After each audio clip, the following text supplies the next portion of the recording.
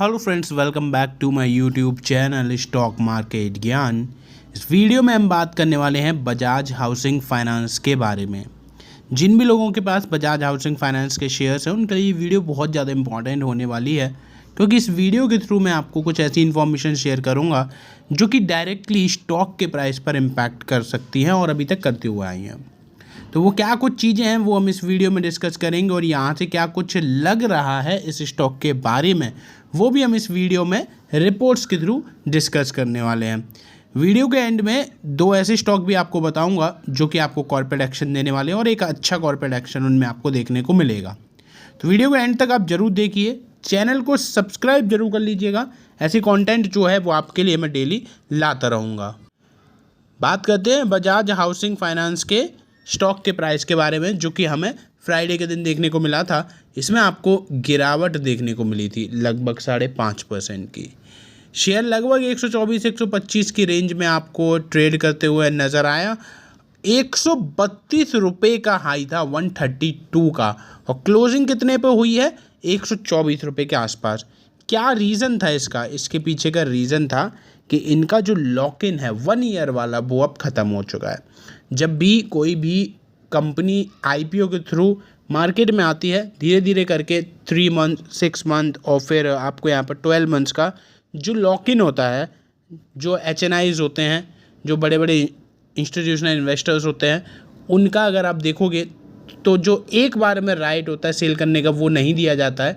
आपको कुछ percentage of shares held करते हैं, लॉक इन में जाते हैं, फिर वो लॉक इन खुलता रहता है, और जैसे जैसे लॉक इन खुलता है वैसे वैसे शेयर में गिरावट आती है, क्योंकि चांसेस ऑफ सेलिंग इंक्रीज हो जाते हैं, बाइंग तो उतने के उतने ही रहते हैं।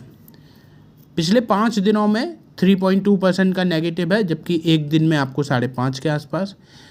6 महीने में 4.5 है, YTD लगभग 2.25 है, और एक साल में आपको 24% के यहाँ पर रिटर्न्स नेगेटिव नज़र आ रहे हैं। यानी कि return profile Bajaj housing finance की अच्छी नज़र नहीं आ रही है। आगे के भी हालचाल बजाज हाउसिंग फाइनेंस के उतने ज़्यादा इंप्रेसिव नज़र नहीं आ रहे हैं। Bajaj housing finance share are poised for the further downside से मेजॉरिटी एनालिस्ट। यानी कि अगर आप यहाँ पर देखोगे 10 में से 9 एनालिस्ट यहाँ पर जो है वो मतलब अगर हम टोटल 9 की बात करें तो उसमें से 5 तो सेल की रिकमेंडेशन देते हुए नज़र आ रहे हैं। अभी भी 3 एनालिस्ट अभी भी बाइंग की रिकमेंडेशन दे रहे हैं, और एक ने होल्ड की रिकमेंडेशन दी है। यानी कि यहाँ पर अगर हम देखें तो स्ट्रेट फॉरवर्ड जो रेटिंग है वो आई है, यानी कि सेल की 5 और 3 की बाइंग। एक ही बचा जिन्होंने होल्ड की रिकमेंडेशन दी है, सेफ प्ले किया है। तो जिन भी लोगों को यहाँ से ये लग रहा होगा कि अब तो लॉक इन ख़त्म हो चुका है, तो अब इस गिरावट का तो कम से कम सिनेरियो हट गया इस स्टॉक में से, कि जो हर कुछ महीने बाद चीज़ें आ जाती थी और उसकी वजह से स्टॉक में 5-6% का फॉल आता था। तो शायद और चीज़ों को मिलाकर और इस चीज़ को मिला के बाइंग की रिकमेंडेशन दी गई हो, और कुछ चीज़ों को यहाँ पर अभी भी बजाज हाउसिंग फाइनेंस का जो शेयर है वो ओवर प्राइस्ड नज़र आ रहा होगा, या PE अभी भी हायर साइड पे नज़र आ रहा होगा। इसकी वजह से भी यहाँ पर बजाज हाउसिंग फाइनेंस को सेल की रिकमेंडेशन जो है वो दे दी गई है। यहाँ पर अभी एक रिपोर्ट आई है जो कि बजाज हाउसिंग फाइनेंस ने भी शेयर करी गई है। यहाँ आप देख पा रहे होगे सब्जेक्ट में, monitoring agency report on utilization of the proceeds raised through issuance of the equity shares by way of public issue of the company. यानी कि यहाँ अगर आप देखोगे तो इन्होंने बोला है कि जो मॉनिटरिंग एजेंसी रिपोर्ट होती है, जो कि केयर रेटिंग की तरफ से इशू करी गई है in respect of utilization of proceeds, जो कि इन्होंने इक्विटी शेयर्स के थ्रू इशू करे हैं by way of public issue of the company, वो यहाँ पर मेंशन करी है। एक बार ये रिपोर्ट भी देख लेते हैं क्या कुछ है। कुछ इस टाइप की रिपोर्ट आपको यहाँ पर देखने को मिलती है। ये आपको देखने को मिल रही है केयर एज की तरफ से नोटिस दिया गया है। तो रिपोर्ट में कुछ ऐसी चीज़ें मेंशन होती हैं जिसमें augmentation of capital base to meet the future business requirement, ये आपको ओरिजिनल कॉस्ट नज़र आ रही होगी। तो ये सारी चीज़ें जो हैं यहाँ पर मेंशन करी गई है। मैंने जस्ट आपको ये दिखा दिया कि ऐसा कुछ अभी कंपनी में हुआ है। बाकी यहाँ पर ब्रोकरेज फर्म HSBC ने अपनी एक रिपोर्ट में कंपनी के जो मार्च के रिज़ल्ट आए हैं, यानी कि जो Q4 के रिज़ल्ट आए हैं, उन्होंने बोला है कि AUM में अच्छी ग्रोथ है, लेकिन जो कॉस्ट रेशियो है उसमें बढ़ोतरी हुई है, यानी वो इंक्रीज़ हो गया है। और यहाँ पर जो नेट यील्ड है उसमें कंपनी की नेट यील्ड में नेगेटिव साबित हुई है, तो इस वजह से थोड़ी बहुत दिक्कतें नज़र आ रही है। अदरवाइज़ रिजल्ट तो काफ़ी अच्छे थे।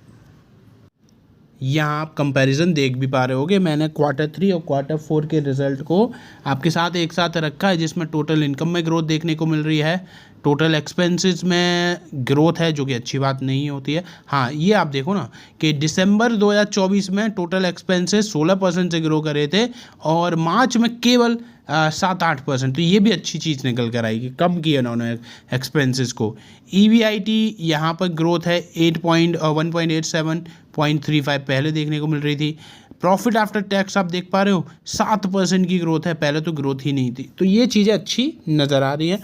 तो मैंने आपको बता दिया कितने एनालिस्ट यहाँ पर बाइंग दे रहे हैं, कितने एनालिस्ट यहाँ पर सेलिंग की रिकमेंडेशन दे रहे हैं और क्या कुछ चीज़ें अभी तक हुई हैं।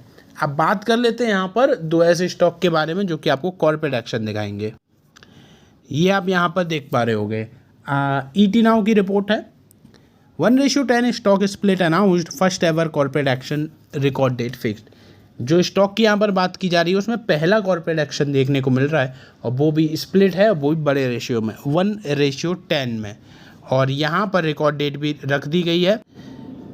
कंपनी का नाम मैं आपको बता देता हूं, तो कंपनी का नाम है पॉलीफैब गुजरात लिमिटेड।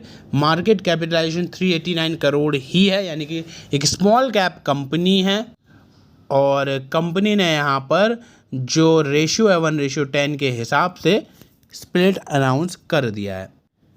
तो रिकॉर्ड डेट क्या रखी गई है? रिकॉर्ड डेट रखी गई है 2 मई, 2 मई यहाँ पर रिकॉर्ड डेट रखी गई है। तो अगर आपको लगता है कि इस स्टॉक में स्प्लिट का फ़ायदा उठाना चाहिए तो आप इसमें बाइंग कर सकते हो, अदरवाइज़ आप इसको इग्नोर कर सकते हो। अगला स्टॉक जिसमें अच्छा डिविडेंड मिल रहा है वो है इन्फोसिस लिमिटेड। 22 रुपये पर शेयर, 22 रुपीज़ पर शेयर का डिविडेंड जो है वो इन्फोसिस में आपको देखने को मिल रहा है। 1480 का शेयर का प्राइस है और यहाँ जैसा कि मैंने आपको बताया 22 रुपये पर शेयर का डिविडेंड दिया जा रहा है। रिकॉर्ड डेट क्या है? रिकॉर्ड डेट है 30 मई, 30 मई यहाँ पर इसकी रिकॉर्ड डेट है। तो इन्फोसिस तो आपको पता ही कंपनी कैसी है, क्या कुछ है, इसके बारे में ज़्यादा बोलना आपको पहले से सारी कुछ ऑलरेडी पता ही है। तो फिलहाल वीडियो में बस इतना ही। वीडियो अगर आपको अच्छी लगी हो तो प्लीज़ एक लाइक ज़रूर कर दीजिएगा। चैनल पे फर्स्ट टाइम विजिट कर रहे हो तो सब्सक्राइब जरूर करिएगा। धन्यवाद।